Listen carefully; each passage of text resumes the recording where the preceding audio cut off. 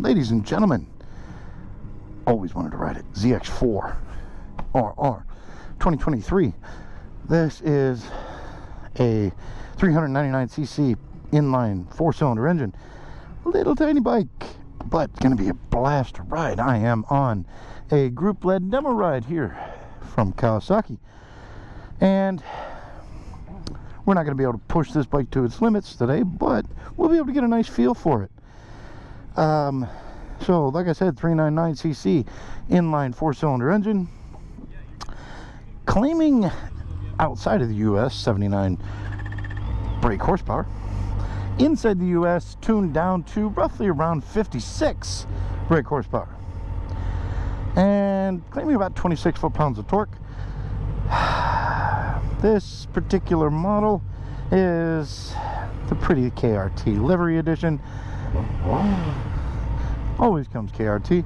We are in sport mode. Quick shifter is on, and we are ready to go. You do have preload adjustable in the front. I do believe you have rebound and compression as well.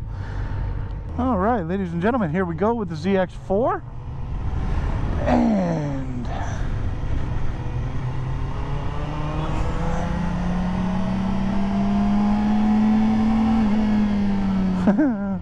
peppy little 4-cylinder engine. This thing revs out in America, says red line is 16,000 RPMs.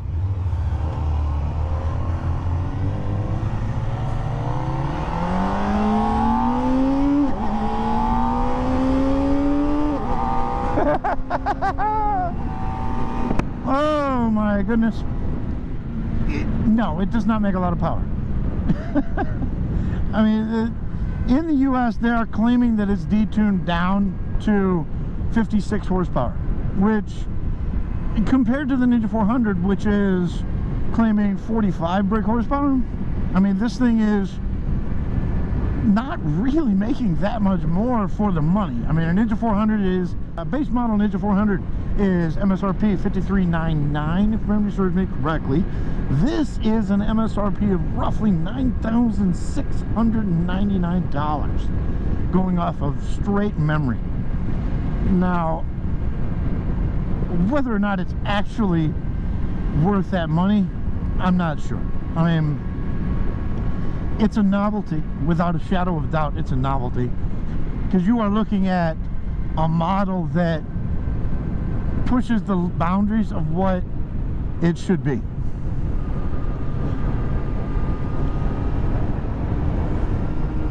I mean, let's be honest, do you need a 4-cylinder bike for the street? No. No, you don't. I mean, for this money, you can get quite a few options. Now, this does come with a premium suspension setup, a wonderful Ram air system, and the fact that you can just cruise around at, you know, 15,000 RPMs all day. And, you know, it's an interesting dynamic on this bike. You have other things that I can note. You do have adjustable brake and clutch levers, which I would damn sure hope so, especially on a bike with this price tag. Honestly, I think every bike should come with that, no, without a doubt. The premium suspension package, it's nice. It really is. It's nice.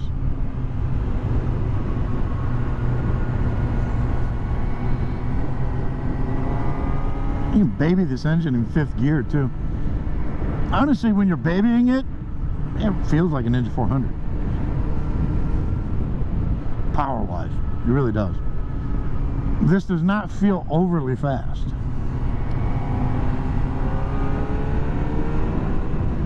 The suspension is quite comfortable. I am 5'9". I weigh 220 pounds, and the suspension feels really good. My leg position coming off the bike feels really good. Where the pegs are, good spot. Overall, this is actually a pretty comfortable bike also. I was kind of expecting a little bit more aggressive riding position, and it's not. The handlebar position, I'm actually very, very comfortable in this spot. Up and down quick shifter.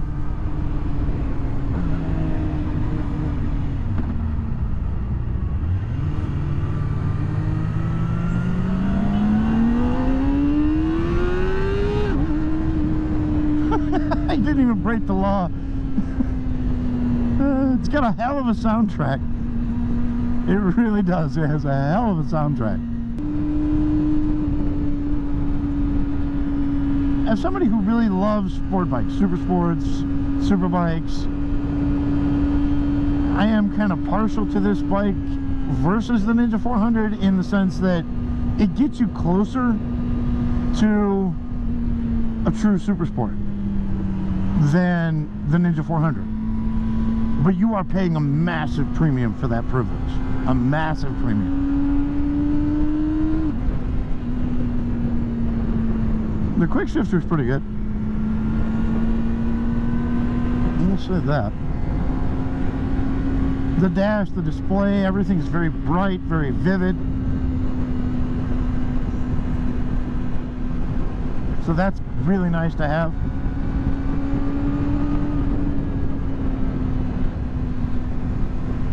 Oh, well, suspension's not bad. I mean, honestly, I have no pressure on my hands, no pressure on my wrists. Honestly, I'm sitting more upright than I would be on, for example, the ZX6.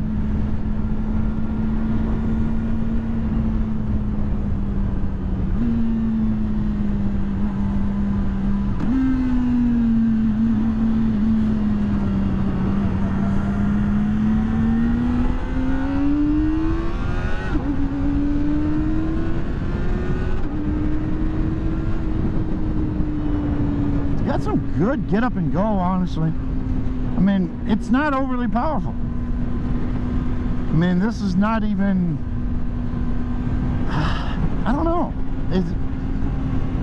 The question, I mean, obviously, is this bike worth $9,699? If you're gonna start learning track and getting on track, yeah, maybe. As a beginner bike, it's too pricey, but if you got the money, maybe, but it's really, really expensive. But that being said, I love the look of this bike. It looks really good. If I had the chance to actually get on the bike and, you know, open it up a little bit, I could probably enjoy it maybe a little bit more, but I can already tell you that it's not going to be as fast as I personally would want it to be. But for somebody just starting out, getting into, they want to move up to maybe moving up to a super sport, you know, retune this, get rid of the, you know, detuned nature of the bike, and sure.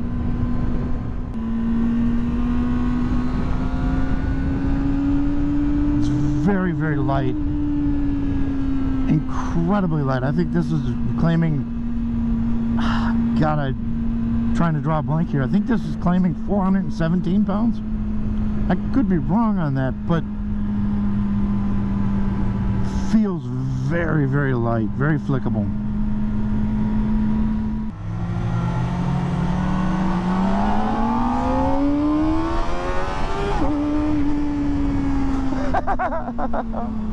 It's the sound. The sound of this bike is so good.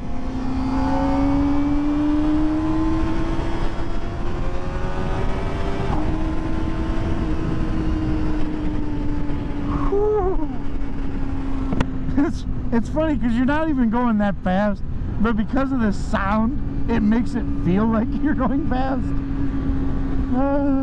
It's funny. It's funny.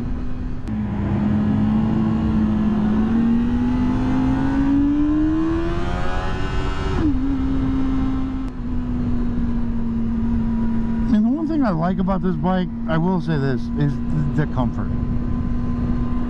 you know, on most super sports, for example, he's sitting up on the ZX6, you are very, very compressed and very tight. And on this, you're not. I mean, for me anyway, at 5'9", I am in a really, really comfortable spot. And I like it. It's very, very comfortable. It's very easy to ride. All right, ladies and gentlemen.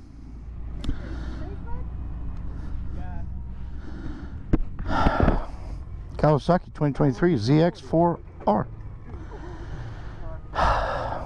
This thing is incredibly good, but I can't say that I would choose it. I can't say that I would pick this bike to suggest to anybody. As good as it is, as this gentleman was just saying, the bike is so detuned in the US that at 56 claimed US horsepower versus the 79 that this engine can actually put out, at $9,699, it's a lot of money for the bike you're getting. Oh, absolutely, the suspension is phenomenal, but it's a lot of money. But there you are. All right, everybody, stay safe, and as always, enjoy the ride. GoPro, stop recording.